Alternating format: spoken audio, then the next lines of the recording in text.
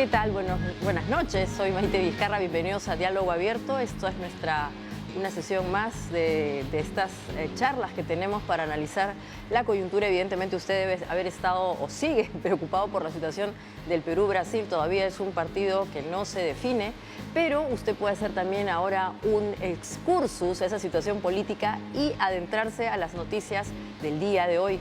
Hoy tenemos un programa importante, estamos celebrando un día especial. Este operativo histórico que nos permitió derrotar al terrorismo. Vamos a hablar en el primer bloque acerca de este asunto con un héroe vinculado al mismo tema y que además fue parte protagonista de ese momento crucial. Así que no se vaya porque en verdad va a ser muy importante. Después vamos a hablar de temas penales que están vinculados con la situación de Alejandro Soto y bueno, varias situaciones políticas que queremos entender cuál va a ser su trascendencia.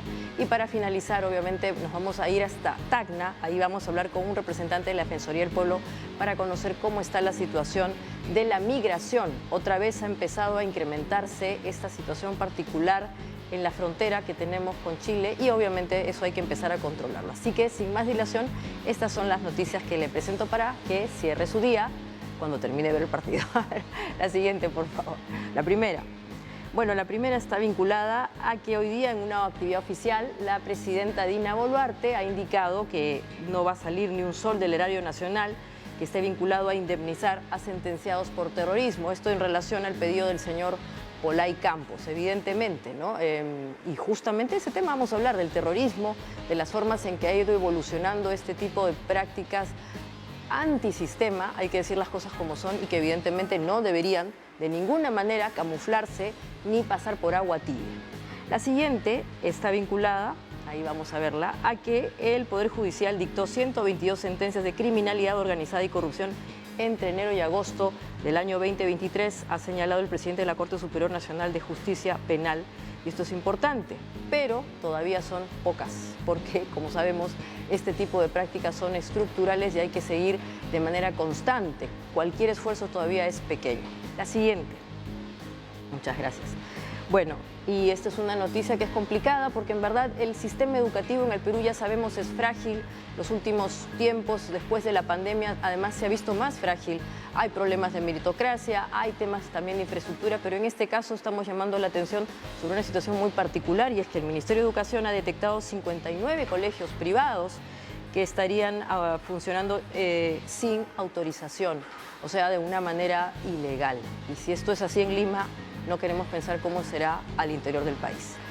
Y finalmente, la última, es una situación un poco delicada. Esto tiene que ver con quienes nos están mirando en Arequipa y es que parece que algunas controversias vinculadas al tema inmobiliario, predios que no se sanean bien, etcétera, podrían poner en peligro el título de Patrimonio Cultural de la Humanidad de esta hermosa ciudad. Así que ahí hay mucha tensión con nuestros paisanos, en efecto, de Arequipa, porque es importante empezar a poner en una balanza qué cosa es más importante, ese patrimonio o eventualmente el desarrollo inmobiliario. Bueno, y sin más dilación les doy la bienvenida a Diálogo Abierto. Así es. Y como les decía, vamos a empezar hoy el programa con este primer invitado que es importante. Hoy estamos celebrando 31 años de la captura del terrorista Abimael Guzmán y está con nosotros el coronel Julio Becerra, el ex agente del GEIN. Buenas noches, coronel, muchas gracias por estar con nosotros. Buenas noches y muchas gracias por la invitación también. Bueno, además usted ha sido protagonista directo de esta situación que literalmente fue una de las operaciones más importantes, creo, a nivel internacional, que permitieron justamente desbaratar a este movimiento terrorista. Usted estuvo ahí mismo. Después de estos 31 años, ¿qué sentimiento tiene cuando a veces todavía hay dudas o eventualmente aparecen estas situaciones en donde algunas personas todavía no terminan de entender lo que significó? Hay mucha gente joven en el Perú, ojalá si nos estuviesen viendo, que no tienen conciencia de lo que implicó vivir en ese tiempo en el país y es bueno recordar lo que significaba, ¿no? Una economía destrozada, pero no solamente la economía, sino también el hecho de que probablemente había siempre una familia que tenía a alguien vinculado a la muerte gracias a estos movimientos terroristas, ¿no? Así es.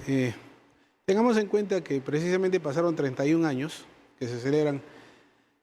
Hoy un 12 de septiembre del año 1992, se logró la captura del terrorista más sanguinario del país, del terrorista más sanguinario de América, creo yo. Pero esto fue producto del esfuerzo de un grupo de policías pertenecientes al Grupo Especial del GEIN, que en un número de 86, fuimos escogidos de una manera, creo que por diferentes aspectos, algunas virtudes que pudo haber encontrado en nosotros el coronel Benedicto Jiménez, fundador de este grupo especial, a quien el país de verdad le debe que se haya recuperado la democracia, que en nuestro país esté viviendo ahora en bonanza, gracias precisamente al trabajo no solo del GEIN, de la Policía Nacional en su conjunto, de las Fuerzas Armadas, de los comités de autodefensa y finalmente de la población en general, de todos aquellos peruanos que decidieron quedarse en nuestro país y no salir al extranjero para tener una mejor vida. Decidieron quedarse para precisamente enfrentar a ese terrorismo, para coadyuvar a las fuerzas del orden, a la Policía Nacional en esa lucha. Y usted ha dicho en una entrevista que quien fue senderista en los 90 todavía lo es. Sigo pensando de esa manera. Explíquenos por qué. A ver, durante todos estos años, desde que yo he iniciado el trabajo en la lucha contra terroristas desde muy joven, veinteañero en realidad, siempre algún delincuente terrorista que era detenido purgaba una prisión y luego de salir continuaba en las andadas. Conozco de muchos casos que han sido detenidos hasta en 2 o 3 o 4 oportunidades quizás, producto de que de repente las penas que le ponían eran muy benignas. Sin embargo, también tengamos en cuenta que los penales, ellos los denominaban las luminosas trincheras de combate. Vale decir que era una especie de escuela popular donde ellos se formaban de verdad como terroristas, se formaban de verdad con la ideología senderista. O sea, al final no estamos haciéndole otra cosa que hacerle un favor para que salga mejor entrenado, mejor concientizado. Es por eso que desarrollaron grandes acciones saboterroristas en nuestro país. Ellos creían, según Abimael Guzmán, el año 92, creía que ya habían llegado al equilibrio estratégico. ¿Y qué significaba el equilibrio estratégico para él? Significaba que el ejército guerrillero popular, es decir, el ejército terrorista, estaba en igual de condiciones que nuestro ejército, que el ejército del Estado. Ponerse en semejante, etcétera, pensar que eso estaba así, creo que las operaciones contraterroristas, que en el caso del GEIN, que desarrollamos 12 operaciones, pues les dijimos que no. Les dijimos que terrorismo nunca más, que el terrorismo es una situación insana para nuestro país. Ocasionaron más de 70.000 muertos, de acuerdo a la Comisión de la Verdad, 25.000 millones de dólares en pérdidas económicas. ¿Cuánto pudo haber mejorado en nuestro país con tanto gasto? Claro, y aquí también la contradicción, ¿no?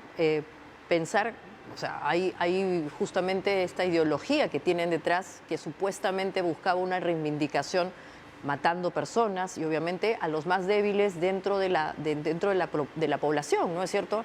Poblaciones rurales devastadas, peruanos obviamente que fueron torturados, en fin. Ahora, el tema ideológico, coronel, eso es algo bien importante porque aquí cuando una persona tiene una visión de cómo debe ser el mundo y obviamente si no hace un esfuerzo y un tema volitivo, en verdad esa persona sigue pensando así. Y acá no vamos a entrar en temas psiquiátricos ni psicológicos, sino que simplemente tiene el interés de seguir pensando en esa situación. ¿A eso se refiere usted con que en verdad no es fácil que alguien que en los 90 abrazó la violencia y mató a alguien después pueda decir que se quiere reconvertir y entonces, por ejemplo, podría entrar en una lógica política, como ha pasado en algunos países, en donde los terroristas se reconvierten y finalmente, por ejemplo, hasta terminan políticamente en partidos? Yo no conozco de un caso que haya ocurrido eso. No conozco de uno. Entonces, ese hecho me permite precisamente señalar eso, que el que fue terrorista sigue siendo terrorista toda su vida. No sé cómo habrá impregnado la ideología de esta organización en estas personas, pero son la forma en que están pensando, son las formas en que ellos piensan, son las formas en que ellos actúan. Es lamentable. Como le decía, su centro de formación finalmente ha sido un penal y ha sido un lugar donde se ha convertido se ha profesionalizado, digamos, en materia terrorista. Hemos visto esos videos donde salen desfilando, donde salen marchando, con una uniformidad cuasi militar, con una disciplina total y absoluta, con una veneración hacia Abimael Guzmán, como que de verdad era su líder único. Exacto, esa es una buena palabra, una veneración, ¿no? Y aquí aparece justamente el fundamentalismo, el hecho de no querer ver más allá de la realidad, salvo cuando es interpretada por este líder ideológico. Ahora, si la Más que líder, yo le tendría que decir que es un cabecilla terrorista. Claro, un cabecilla terrorista. Sí, sí. Ahora, si eso se mantiene, ¿es fácil, coronel, que eventualmente alguien se subyugue por estos cantos de sirena y eventualmente se confunda? Esperemos que eso no ocurra. Esperemos que eso no ocurra. Tengamos en cuenta que la lucha no solamente es policial o militar, sino la lucha también se tiene que dar en el campo ideológico. La Policía Nacional, las Fuerzas Armadas, los comités de autodefensa, cumplimos nuestra función, nuestro deber en el tema de terrorismo. Hay otro sector a quien le compete hacer eso ahora, la parte que le compete. La parte militar la hemos hecho nosotros. Creo que hay personas y autoridades que tienen que asumir la parte precisamente que les corresponde para terminar de eliminar el terrorismo en nuestro país. Es más, el terrorismo no debería existir en ninguna parte del mundo. Porque eso significa muerte, significa terror, significa vivir en zozobra, y eso no puede ser para nuestra humanidad. Exactamente. Además, usted tiene una opinión muy interesante acerca de cómo es que el terrorismo ha cambiado en el tiempo, ¿no es cierto? Hoy día hablamos de terrorismo, pero vinculado al movimiento narcotráfico, a un tipo de economía ilegal que lamentablemente todavía se encuentra en algunas zonas del país. ¿Podría explicarnos un poco ese movimiento? Me imagino que, y es más, en realidad se está refiriendo usted a esos remanentes terroristas que todavía están en el Braem. Sin embargo, los hermanos Quispe Palomino, de que felizmente ya solamente queda uno, han pertenecido como combatientes a Sendero Luminoso. Son excombatientes, exmilitantes del Partido Comunista Sendero Luminoso. Vale decir, eran seguidores de Abimael Guzmán. Estaban de acuerdo con el pensamiento Gonzalo. Pero una vez que Guzmán fue detenido, él capituló, hizo una especie de trato con el Estado peruano, y a esta gente que está todavía en el Brasil no le pareció bien.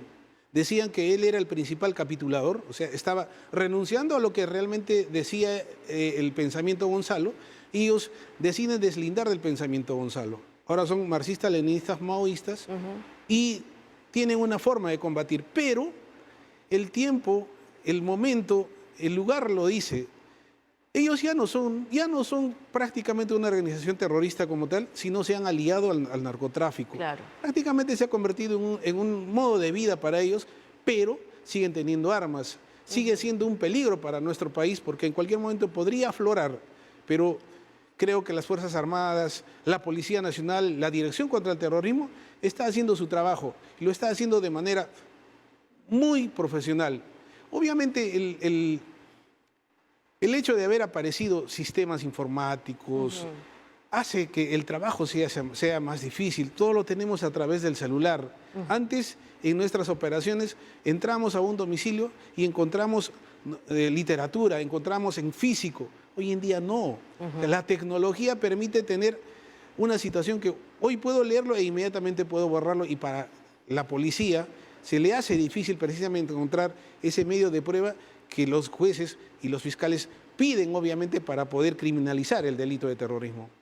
Exactamente. Y volviendo al hecho mismo que estamos de alguna manera recordando, hay incluso hasta una película que está inspirada en justamente usted y la otra persona que lo acompañó. Usted era el agente, Ardilla y Gaviota. Gaviota es mi esposa. Exactamente. Esa situación tan particular habla de un gran compromiso justamente no solamente con su labor de policía, sino con el país. ¿Cómo fue esa situación? O sea, estar justamente en una situación que evidentemente tenía riesgos con la persona con la cual uno había formado una familia. Bueno, en realidad yo a Gaviota, Cecilia Garzón, mi esposa, la conocí dentro del trabajo. E irónicamente, este amor que nació entre nosotros, en un principio era de dos personas que no se podían ver. Nos teníamos un poco de rencilla por unos temas del trabajo. Sin embargo, el hecho de estar adoptando algunas medidas para poder cubrir nuestra identidad durante el seguimiento hizo que trabajásemos con más frecuencia juntos. Y de ahí, de un momento a otro, nació el amor, ¿no? Y ya también estamos cumpliendo 31 años de casados. Y bueno, en contraposición a ello, podría decir que muchos de mis colegas que pertenecen al GEIN ya entraron al GEIN casados. Y lamentablemente, en algunos casos, terminaron separándose de sus parejas porque el trabajo en el GEIN era de lunes a domingo. Mi ventaja es que yo veía a mi esposa de lunes a Siempre domingo. estaban juntos. Sí. Porque era un trabajo muy demandante, seguramente, Claro y que sí. además con una serie de protocolos, por los que he mencionado, muy estrictos, seguramente. O sea, no habría que hablar con nadie, seguramente en la familia ustedes eran pues agentes secretos, una suerte de Sí. cuestión. Y eso a veces seguramente no se entendía, ¿no? O sea, Es que es difícil creer que algunas personas puedan trabajar de lunes a domingo y en horarios de 5 de la mañana a medianoche.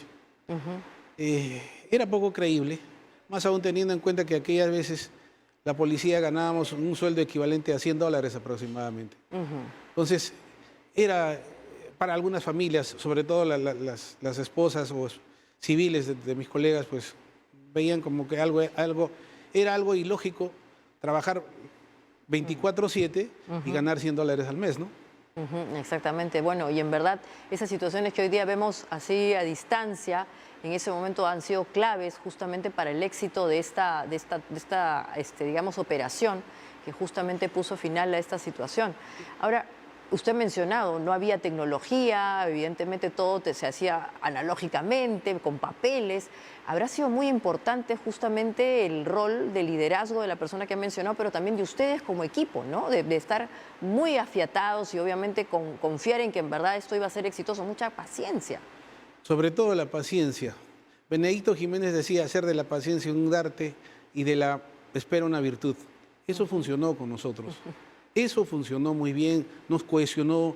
Es más, cuando incursionamos en alguna de las operaciones donde encontramos el video cassette de aquel entonces, donde salía Abimael Guzmán bailando Sorba el Griego, eso fue una herramienta fundamental para nosotros, porque en principio conocimos el rostro real del terrorista Guzmán.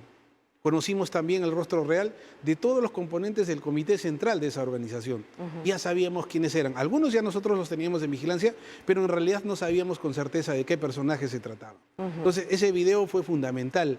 Aunado a ello, la entrevista, denominada la entrevista del siglo, que le hace el diario Marca, el periódico senderista Abimael Guzmán, donde por segunda oportunidad confirma que Abimael Guzmán estaba vivo y no que simplemente se trataba de un mito como se pensaba con anterioridad. Exactamente. A ese punto, ¿no? A ese punto se llegaba a pensar que no existía y que era un mito, una suerte de, no sé, pues entelequia, que era parte de lo que justamente reforzaba este movimiento de quienes estaban adscritos a él. Lamentablemente había un gran nivel de enajenación, que ese es el término, ¿no? Así es. Ahora, viéndolo en retrospectiva, y sobre todo, ¿no? Porque hay que decir las cosas como son. Hoy día el Perú es un país en donde hay una gran polarización.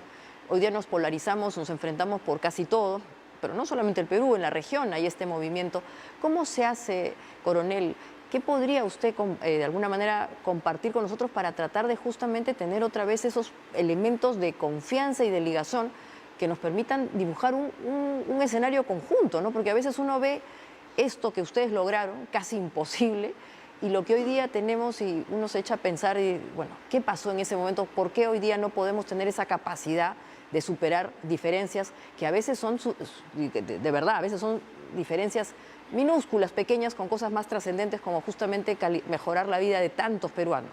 A ver, es natural el hecho de tener esas polarizaciones en cualquier sociedad. Sin embargo, yo puedo resumir ello, cómo solucionar eso, quizás a través de una sola palabra, que creo que es el diálogo. ¿Qué es lo más importante que todos los seres humanos debemos tener? Si no hay diálogo, obviamente las polarizaciones van a ser mucho más distantes. Más allá de cualquier otra situación en la que pueda estar ocurriendo en nuestro país, es importante, precisamente lo que acabo de decir, pensar en nuestro país. Y pensando en el Perú, es que nosotros tenemos que tener esa capacidad de diálogo, capacidad de negociación, para poder llegar a un buen puerto y pues tratar precisamente de solucionar todas las desavenencias que podamos tener los seres humanos y poder ser un país próspero, que es lo que necesita el Perú. Creo que el 12 de septiembre, que fue el punto de quiebre para que el Perú se traslade 180 grados de una cara a otra, debemos precisamente lograr a través de eso, del diálogo, y poder seguir saliendo adelante, que nuestro país está cada vez mejor. Exactamente, y en todo caso, casi como pasa con la memoria individual, hay hitos en la memoria colectiva que uno siempre tiene que tratar de justamente no dejar de lado, ¿no? Y hasta está vinculado con rituales. ¿Usted cree que todavía nos faltan algunos rituales para tratar de no recordar, o sea, recordar estas fechas como deben ser, con la suficiente, digamos, madurez cívica, entender que en verdad lo que pasamos fue terrible, que eso no debería volver y que obviamente no hay forma de alguna manera de colorearlo, porque evidentemente no se puede tapar el sol con un dedo? A ver, yo no sé si el término será ritual. Sin embargo, creo que nosotros debemos empezar por reconocer que nosotros, las personas que estamos por encima de los 40 años, no hemos sabido comunicar lo que ha ocurrido en esos años de terrorismo. No hemos sabido decirles a nuestros hijos, a nuestros vecinos, qué cosa realmente se vivió en esas 2 décadas de terrorismo, en esas 2 décadas de insanía, en esas 2 décadas en el que cada 5 o 7 minutos escuchábamos un coche bomba, los apagones. Los jóvenes de aquel entonces teníamos que estudiar en vela. Nos quemábamos los ojos precisamente haciendo eso. Entonces, esa es la responsabilidad de nosotros, de aquellos que, así como yo, estamos ya pasando los 50 años, también somos los responsables por no haberles dicho a nuestros hijos la verdad de las cosas. Debimos haber llamado a eso terrorismo, no conflicto armado. Es conflicto armado interno, como le llaman. No, es terrorismo. Se trataba de un grupúsculo de gente que quería tomar el poder por la fuerza, haciendo acciones terroristas, y querían ser pues gobierno así. Y esa no es la manera. El Código Penal penaliza el delito de terrorismo. Hay una ley especial y precisamente está basada en esas acciones terroristas que esos grupos de aquel entonces, llámese Sendero Luminoso o el MRTA, pues cometieron en nuestro país. Exactamente, y como usted ha indicado, deberíamos tratar siempre de recordar esto, como digo, con la suficiente madurez cívica para que no vuelva a suceder, ¿no? Y obviamente a veces pensamos que la bonanza que en un momento tuvimos, sobre todo, ahora ya estamos un poquito mal, hay que decir las cosas y por eso tenemos que volver a retomar el ritmo, pero hubo un momento de bonanza y hay generaciones jóvenes que probablemente piensan que siempre fue así, pero eso lamentablemente ha tenido un costo muy triste para todo el Perú y obviamente no debería repetir. No sé, su última reflexión para cerrar esta entrevista, que en verdad es importante, como digo, esto es una forma también de recordar esos hitos en la vida colectiva que tenemos que justamente verlos en retrospectiva con la suficiente madurez y obviamente para que no se vuelvan a dar. Simplemente quisiera decirle a los jóvenes que lo que vivimos en esas décadas fueron acciones de terrorismo. Es increíble ver que algunos jóvenes creen que Guzmán era un luchador social. Para nada era un luchador social. Era un sujeto que vivía en un barrio de clase alta, era un sujeto que andaba en vehículos del año. ¿Y qué luchador social puede andar así? Tenía las carnes más finas que podían comer cuando incursionamos en la casa. Existían cantidad de vinos y whiskies de marcas y precios carísimos. Entonces, ¿un luchador social realmente vivía así? ¿Realmente podía luchar por alguien cuando hacía lo contrario a lo que predicaba? Entonces, quiero que quede claro que Abimael Guzmán era un terrorista. Y así debe quedar en nuestra retina y así debe quedar en nuestro pensamiento, como él dice, o como él dijo alguna vez, ¿no? Él es un terrorista y no quepa duda, nada de ello. Bueno, muchas gracias, coronel, por haber estado con nosotros y por habernos ayudado a conmemorar este momento. Como digo, es como pasa con la memoria individual, también hay una memoria colectiva y esos hitos siempre hay que verlos justamente con la valoración necesaria y obviamente, como debe ser, con las palabras y los puntos sobre las IES.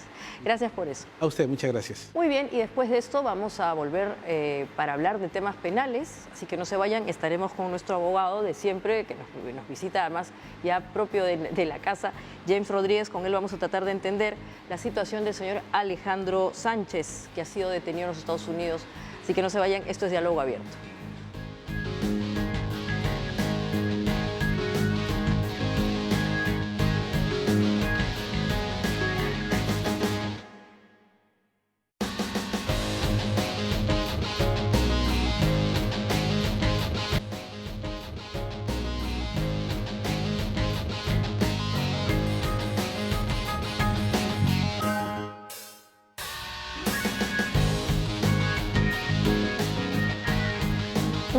como le había indicado, estamos con el abogado James Rodríguez para entender la situación de este personaje que ha sido importante justamente para toda esta investigación que se está haciendo en torno al expresidente Pedro Castillo y el escenario de una organización criminal.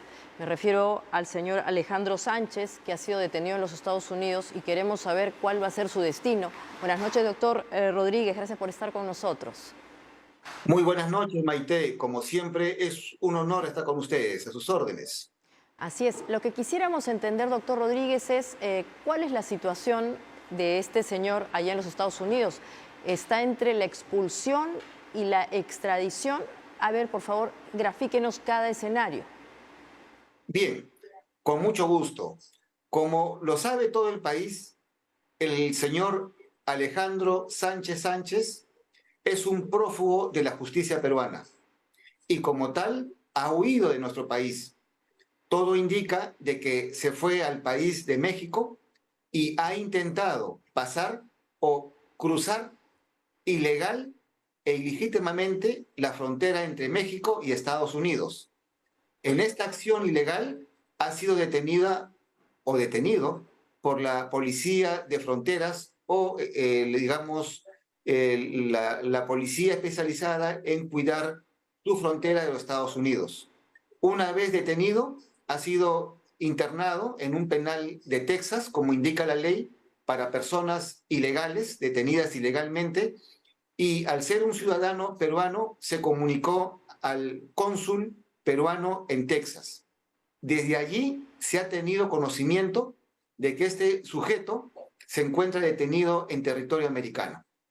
Al haber ingresado ilegalmente a territorio americano, le corresponde, de acuerdo al derecho internacional y de acuerdo a la política migratoria de los Estados Unidos, la expulsión. Okay. No corresponde un proceso de extradición. Y ahora es el momento en que las autoridades peruanas, la Cancillería, la Interpol, la Oficina de Cooperación Técnica Internacional del Ministerio Público y la Procuraduría del Estado coadyuvuen para que cuando sea expulsado de territorio americano, sea entregado a las autoridades peruanas y trasladado y devuelto a nuestro país a fin de que rinda cuentas a la justicia peruana. Doctor, ¿y en cuánto tiempo se produciría esta situación? Porque hemos visto algunos casos en donde es muy difícil volver a tierras nacionales a prófugos. En este caso, ¿hay un plazo en el cual se va a producir esta expulsión? Bueno, de acuerdo a la práctica y a la experiencia, no debe ser mucho tiempo. Es cuestión de días o de semanas. No olvidemos, por ejemplo, en el caso Orellana, cuando fue detenido al intentar o ingresar ilegalmente al país de Colombia. Fue expulsado en los pocos días siguientes. El señor holandés Van Slot, algo por el estilo, así es, cometido un delito de homicidio a una ciudadana peruana, huyó al país de Chile y una vez tomado conocimiento, Chile lo expulsó en los siguientes días y fue entregado a las autoridades peruanas. Lo mismo debe ocurrir con este señor Alejandro Sánchez Sánchez, donde, de acuerdo a la práctica, debe ser muy importante que la Cancillería de nuestro país coadyuve en las coordinaciones y se le dé conocimiento al gobierno norteamericano de que es un prófugo de la justicia por delitos comunes, por delitos precisamente de corrupción y no es un perseguido político. Eso es muy importante que las autoridades peruanas le hagan de conocimiento a la autoridad norteamericana. Exactamente. ¿Y el destino de esta persona cuando vuelva al Perú? Se ha indicado que, por ejemplo, podría solicitar acogerse a la lógica de justamente un testigo protegido. ¿Eso es posible en su caso? ¿Cómo se daría ese escenario? No, no podría ser acogido a un testigo protegido, porque técnicamente y procesalmente un testigo no es partícipe de un delito. puede haber visto cómo se ha cometido un delito y se acoge a un testigo protegido. Él podría acogerse a una colaboración eficaz. El colaborador eficaz acepta, como todo lo indica, que ha cometido un delito y acuerda con el Ministerio Público colaborar con la justicia a efectos de esclarecer los hechos. Si este señor, de acuerdo a su defensa que hemos escuchado todo el país, se acogería a la colaboración eficaz, una figura jurídica que sí encajaría con él, entonces podría, de alguna manera u otra, rebajársele la pena en caso de encontrársele, como todo indica, en los delitos que se le está imputando de crimen organizado, de colusión agravada y de tráfico de influencias, una pena reducida o una pena menor, pero tendría que colaborar en una forma decidida y objetiva y corroborar su dicho a efectos de que pueda tener algún tipo de beneficio en cuanto se enfrente a la justicia de nuestro país. Entonces podríamos decir que en el caso de esta persona van a haber incentivos para justamente colaborar con la justicia, bajo el escenario que nos está planteando. ¿Eso cómo podría afectar el caso concreto, ¿no? O sea, el escenario este de una organización criminal en donde también está involucrado el expresidente Castillo. Efectivamente, de acuerdo a la posición de la Fiscalía, este sujeto, Alejandro Sánchez Sánchez, habría tenido una participación activa en la organización criminal. No olvidemos que no se le acusa solamente de una sola componenda de corrupción. Estamos hablando de diversos temas y, digamos, objetivos de corrupción para poderse beneficiar no solamente él como persona, sino también a un grupo de personas económicamente, obviamente corrompiendo voluntades, comprando voluntades, y él está pues inmerso en muchos temas de crimen organizado, de colusión agravada. Por ejemplo, hemos escuchado, ¿no?, de acuerdo a las versiones y a la posición de la Fiscalía, cómo también estaría inmerso en el tema y proceso de asesores en la sombra, el puente Tarata y muchos más. Entonces digamos que el dicho de esta persona podría agravar la situación del expresidente Castillo. Sin lugar a duda. Por supuesto que un colaborador eficaz tiene que no solamente manifestar su verdad, la verdad de los hechos, sino también corroborarlo con documentos, con, digamos, medios que puedan acreditar su dicho, su versión. Todo colaborador eficaz tiene que acreditar y tiene que cerciorarse de su dicho. Y obviamente, eventualmente en ese lapso, en el momento en que pise el suelo nacional, seguramente podría ir a una situación de prisión preventiva. Esa podría ser también otra situación que se genere en su caso.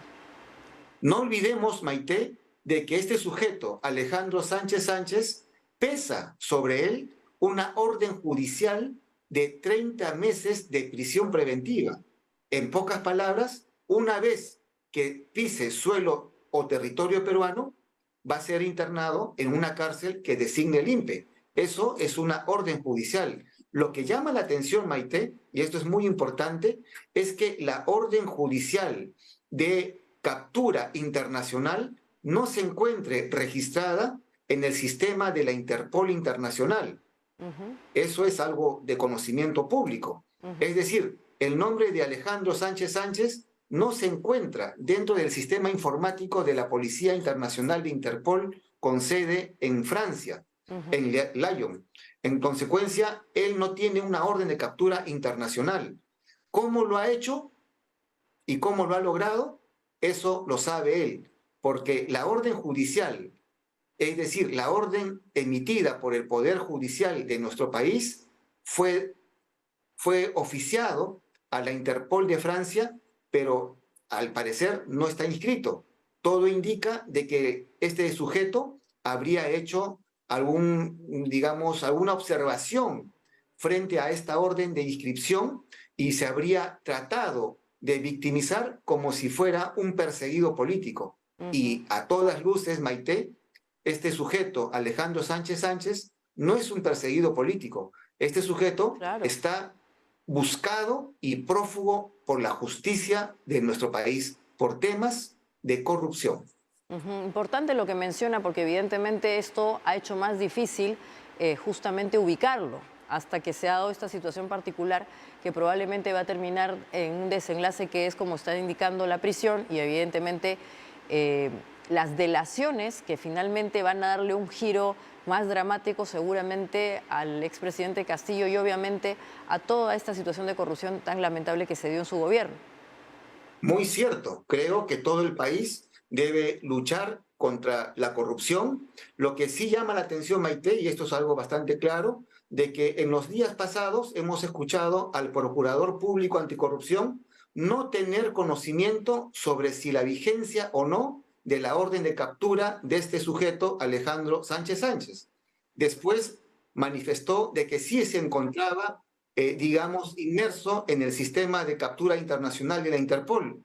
Y ahora todos hemos tomado conocimiento pleno de que no se encuentra registrado la orden de captura en ángulo rojo en la Interpol. ¿Por qué? Eso sería muy bueno que nuestras autoridades, es decir, la Procuraduría, la Fiscalía y el Poder Judicial, den una razón y una respuesta clara de que por qué motivo no se encuentra en los registros de la Interpol este sujeto perseguido y prófugo de la justicia, Alejandro Sánchez Sánchez. Muy importante lo que está acotando y en efecto, ojalá que se aclare esta situación porque en verdad, como hemos dicho, le ha dado mucho tiempo para que obviamente haga alguna maniobra y obviamente hasta podría haber fugado a lugares mucho más lejanos, pero en este caso eso no se está dando.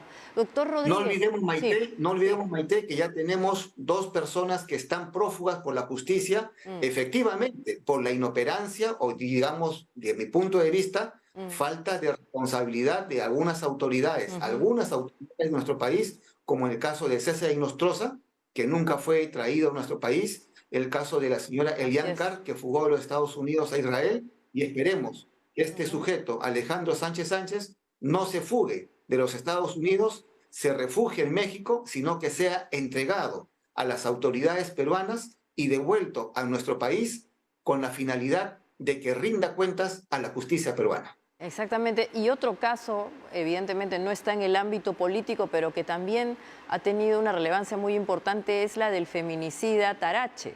Sergio Tarache, que todavía lamentablemente no puede ser extraditado. ¿Ahí qué se está produciendo, doctor? ¿Por qué no podemos hacer justicia y por qué también el país donde hoy día está refugiado no termina de facilitar esa extradición? Bueno, yo siempre me he preguntado, digamos, en relación al círculo jurídico, de que por qué este sujeto, Tarache, no fue expulsado como correspondía, al haber sido también ingresado ilegalmente a territorio colombiano. Y ahora vemos de que este proceso de extradición, donde algunas autoridades de nuestro país también manifestaban que en un mes o en 30 o 45 días iba a ser devuelto y extraditado de vuelta acá a nuestro país, han pasado muchos meses y todavía no vuelve. Es muy importante de que las autoridades coadyuvuen. Obviamente también acá viene ya a ser parte de la administración o de la justicia de Colombia, pero muy importante es que se le exija a través del principio de reciprocidad que este sujeto sea extraditado finalmente a nuestro país y que venga a rendir cuentas a la justicia por la muerte de esta niña en la Plaza 2 de Mayo que murió finalmente quemada, como todo el país, de forma tan sorprendente y abominable ha sido testigo. Entonces, doctor Rodríguez, para cerrar en este caso puntual, le toca a las autoridades peruanas exigir que esta persona sea expulsada o su procedimiento de extradición se haga más rápido. ¿Cuál es el escenario? En el caso del señor Tarache, es un proceso de extradición. Ya está en manos de la justicia colombiana decidir el tiempo, pero también es muy importante, por temas de la Cancillería peruana, exigirle a través de la diplomacia, a través de los canales correspondientes de nuestro país, a la justicia colombiana, de que sea extraditado dentro de un debido proceso y dentro de un tiempo razonable, porque no olvidemos de que justicia retardada finalmente es justicia denegada. Tal cual. Gracias, doctor Rodríguez, como siempre, por estar con nosotros, esta vez vía virtual.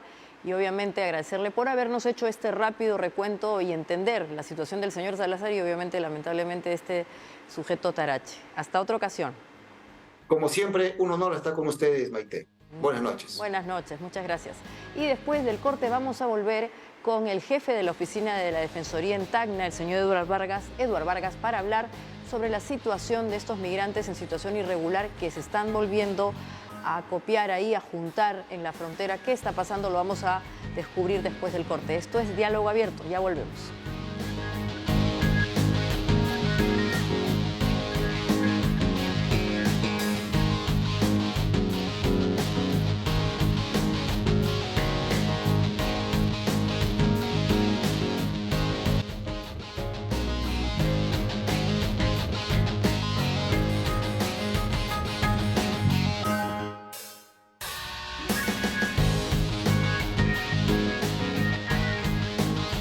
Muy bien, y ahora vamos a conectarnos con el señor Eduardo Vargas.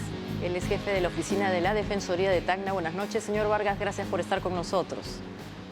Buenas noches, un gusto saludar a todos los amigos de Canal 7.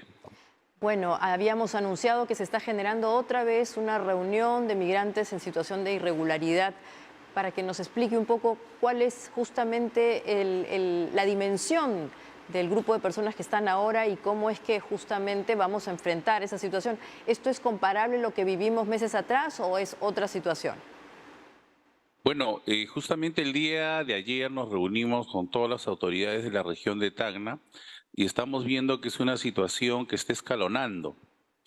Al igual que la crisis que hubo entre abril, mayo y parte de junio, fue empezando por unas 20, 30 personas, llegó hasta 200 personas, inclusive un poco más, y de ahí fue descendiendo por la acción que hizo nuestro país vecino en justamente refugiarlos en albergues.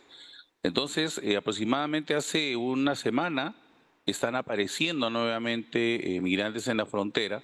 Lo que sucede es que ya existe un protocolo entre Perú y Chile para el ingreso y salida de personas de manera legal, por así llamarlo, de manera formal.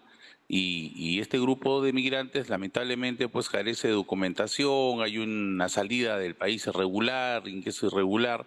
Entonces nosotros lo que hemos conversado el día de ayer justamente con el área de migraciones es que se tiene que dar el paso respectivo, especialmente a los migrantes que están en un estado de vulnerabilidad extrema, para lo cual ellos ya han puesto una especie de filtro en el centro de control de Chacayuta, donde los migrantes se acercan por esa, es un ala, es un espacio que pertenece al Estado peruano para poder controlar, y allí se evalúa y se califica, ¿no? Cosa que se hizo igual en la crisis de entre mayo y junio y pudieron pasar personas vulnerables. Ese es nuestro enfoque en este momento por parte de la Defensoría.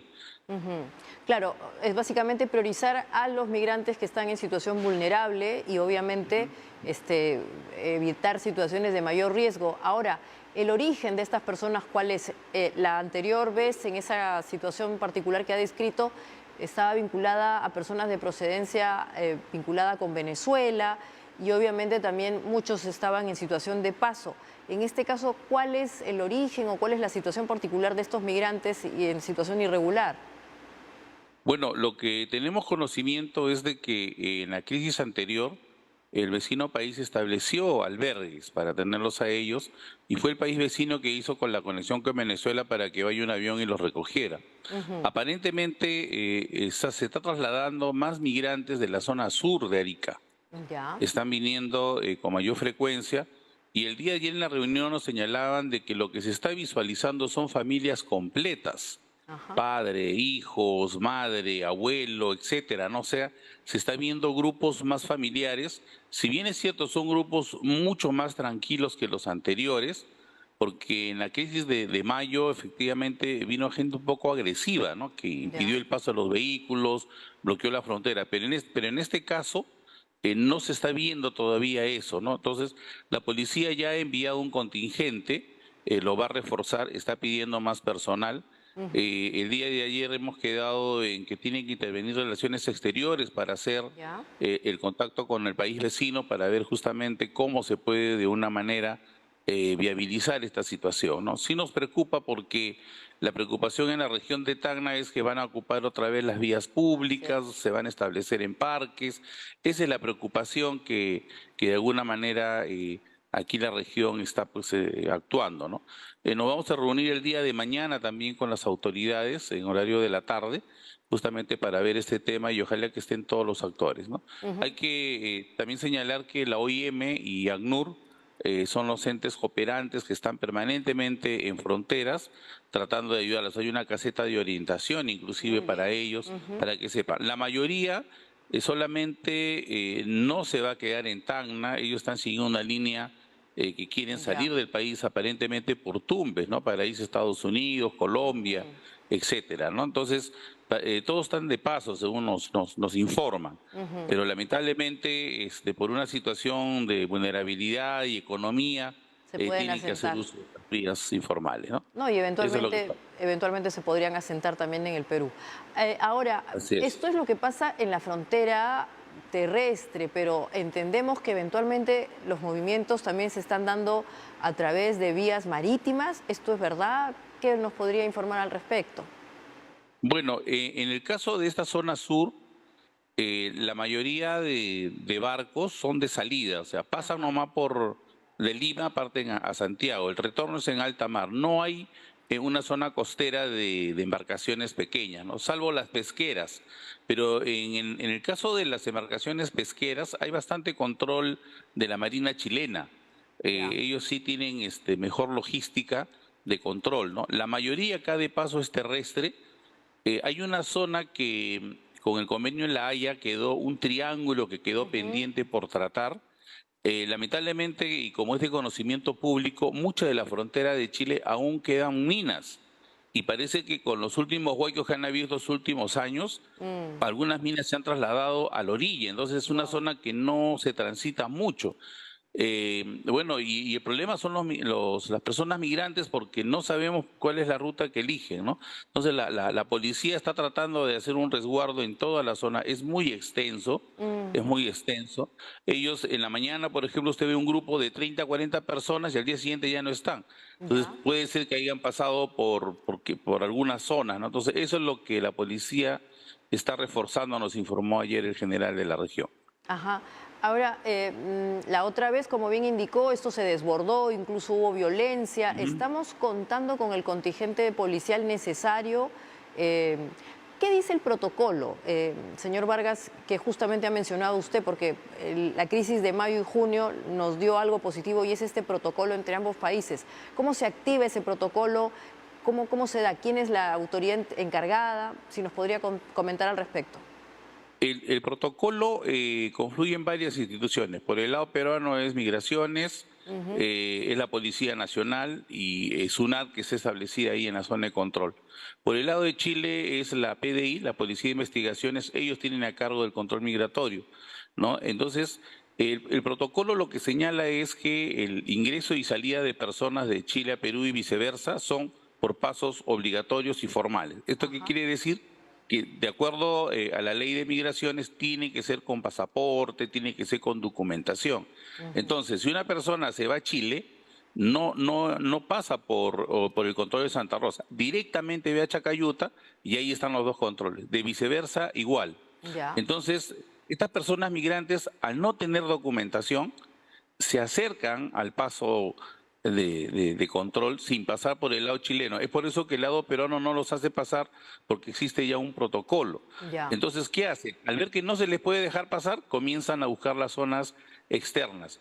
Migraciones no tiene competencia para ir a controlar la frontera por pasos no formales. previsto. Ahí ya es competencia de la policía. Entonces, la policía lo que hace es cuando ya logran ingresar al país, los traslada a seguridad del Estado, los identifica y lamentablemente otra vez regresan a las vías públicas. Entonces ahí tenemos el problema en la región porque comienzan a usar parques, avenidas, entonces es un poco y sobre todo la mendicidad, ¿no? Entonces ahí hemos coordinado bien con el Ministerio Público porque están exponiendo a los menores, pues una exposición de personas en peligro. Entonces estamos viendo toda esa situación, porque realmente ellos, si comienzan a hacer mendicidades por un tema de alimentación también, ¿no? Y un tema de quieren recaudar dinero para seguir su camino y su ruta, ¿no? Entonces, Eso es lo que se está. si le estoy entendiendo bien, hay un vacío ahí, o sea, digamos que lo normal es que se utilicen los pasaportes, pero estas personas al no tenerlos Así es. entran por las vías, digamos, tangenciales y ahí es donde se provoca este desorden. Ahora, por eso le mencionaba, y tenemos contingente suficiente de la policía como para poder, no sé, controlar eso y evitar que terminen en Tacna o en la región. Muy poco. Ayer el general nos manifestó que no cuenta con mucho personal, está solicitando más bien personal. Recordemos que salió una norma de excepción en la cual se mandó personal militar y personal policial. Eso pudo contener todo lo que ya vivimos, ¿no? Entonces ahora justamente yo creo que eso va a tener que suceder de nuevo ante estos pasos, ¿no? Lo que preocupa es la exposición de las personas, ¿no? Hay muchos menores, se está viendo muchos menores de edad. El frío acá en la región sur está inclemente en las noches, estamos en una etapa de frío muy fuerte y encima con llovizna, entonces eso afecta a la salud, ¿no? Y eso va a afectar obviamente a las enfermedades bronquiales, ¿no? Y en menores sabemos bien que eso se agudiza también. No, evidentemente, además de la molestia, como usted ha indicado, de ver a las personas que están en lugares públicos y obviamente en una situación que obviamente no se lo merecen. Entonces, para ir cerrando, señor Vargas, desde aquí la invocación, ¿cuál es? ¿Es a la policía? En todo caso, porque Migraciones, entiendo, ya estaría aplicando este protocolo, pero que lamentablemente no funciona porque muchas de estas personas no están documentadas. Sí, definitivamente se va a tener que tener más contingente policial en toda la zona de frontera, no solamente en la parte de control de Santa Rosa, ¿no? Porque es una extensión bien considerable y quizás se va a requerir también el apoyo del ejército en su oportunidad. Sí. Definitivamente ese es por un lado. El otro problemita es las personas que ya han logrado ingresar, están en la región pululando en algunas zonas. Si bien es cierto, hay que agradecer mucho a ACNUR y a OIM porque les facilitan albergues temporales, pero muy breves, inclusive hasta alimentación, pero va a llegar un momento que eso se va a sobredimensionar y no van a poder atender a todos. Entonces ahí es donde también se presenta una situación un poco difícil, ¿no? Ayer el gobierno regional de Tacna refirió de que iba a hacer gestiones con las empresas privadas para las personas que obviamente no desean quedarse en Tacna, capaz de viabilizar una especie de transporte, ¿no? Estaban viendo esa posibilidad, ¿no? Y por otro lado también el tema de la atención en salud, porque definitivamente al ser migrantes también trasladan sus propias enfermedades y eso se puede convertir en focos infecciosos. Entonces hay que atenderlos, hay que darle alimentación, ¿no? Porque... Y es cierto, hay veces que lamentablemente las personas al estar pidiendo propina, vendiendo cosas, la población un poco que se incomoda. Entonces ahí es donde comienza a haber hasta protesta. No queremos que suceda eso de nuevo, por eso que estamos en coordinación permanente con todas las autoridades. Comprendemos las limitaciones, comprendemos lo difícil que es el tema, pero también acá una exhortación al Ministerio de Relaciones Exteriores y una recomendación. Hay que recordar que en el año 2017 aproximadamente salió la Política Nacional de Gestión Migratoria, donde acá están todas las instituciones, todos los ministerios, donde hay ejes de trabajo. Yo creo que eso tiene que activarse, ¿no? Desconocemos a nivel de la región de Tacna si es que eso a nivel de Lima ya se ha activado, está funcionando, hay alguna política de trabajo en este sentido.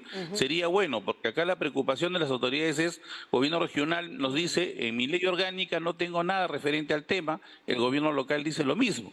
Entonces, yo creo que debe activarse este mecanismo, esta política de gestión migratoria, que parte de Lima está a cargo de Relaciones Exteriores, y capaz acá representante de Relaciones Exteriores, activar esta comisión en Tacna y podríamos capaz lograr mejores cosas en esta situación, ¿no? Estupendo, muchas gracias por esas recomendaciones y estoy segura que lo han escuchado. No hay que esperar a que esto, como bien ha dicho, escale. Buenas noches hasta allá y obviamente un saludo a través de usted a todos los que los ven en Tacna. Muchas gracias, buenas noches. Buenas noches. Y bueno, estamos llegando al final del programa, todavía no hay ningún gol entre Perú y Brasil. Y nos vamos como siempre con una imagen, en este caso es una situación que se ha producido en Libia, es una catástrofe, está vinculado a un fenómeno denominado Daniel, que es un ciclón que está dejando ya hasta el momento cerca de 6.200 muertos. El ciclón, como saben, tiene un recorrido, ya ha estado en Grecia, en Bulgaria, en Turquía y obviamente está devastando a ese país. Lamentable las imágenes que vemos y esto obviamente es parte de lo que es inexplicable y que tiene que ver con los fenómenos climáticos a los que lamentablemente nos tenemos que ir acostumbrando.